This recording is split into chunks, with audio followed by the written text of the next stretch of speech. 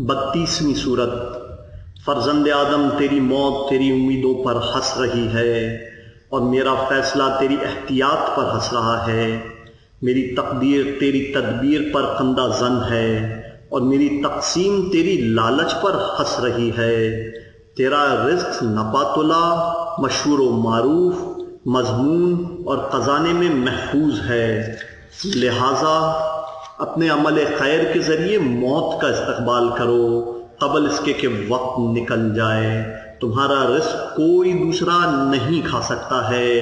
میں نے زندگانی دنیا میں سب کی معیشت کو تقسیم کر دیا ہے۔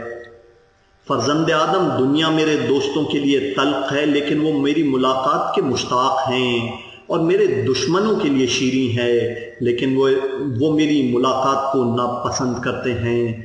فرزند آدم موت بہرحال نازل ہونے والی ہے، چاہے تمہیں ناپسند ہو۔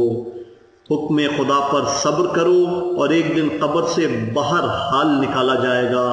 جب بستر سے اٹھو تو اپنے رب کی حمد کی تسبیح کرو، اور رات کے وقت اور ستاروں کے غروب ہوتے وقت بھی تسبیح کرتے رہو۔